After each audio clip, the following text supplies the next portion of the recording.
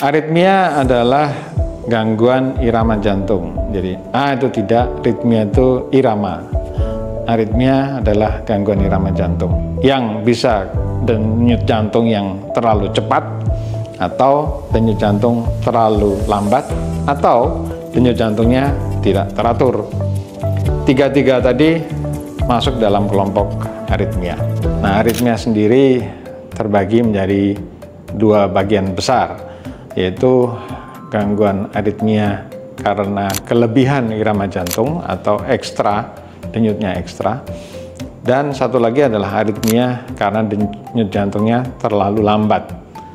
Pada kasus yang kelebihan atau terlalu cepat, maka tindakannya ablasi. Tapi pada gangguan aritmia yang denyutnya terlalu lambat, maka tindakannya pemasangan pacemaker.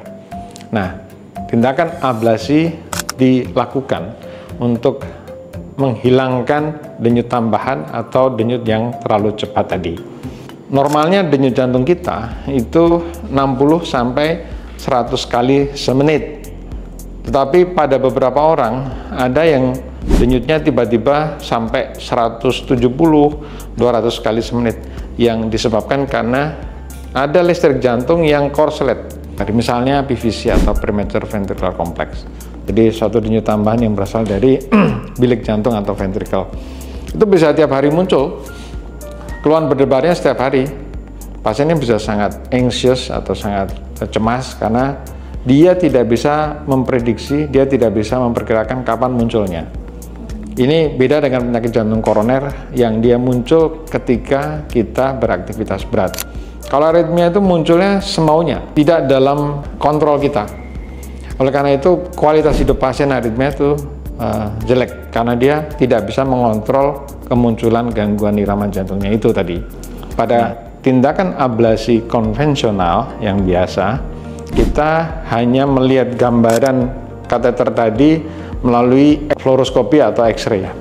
Pada ablasi 3 dimensi, maka kateter yang sudah masuk di dalam jantung tadi akan dihubungkan dengan komputer, semacam artificial intelligence, yang akan membentuk gambaran 3 dimensi jantung yang ada gangguan aritmianya.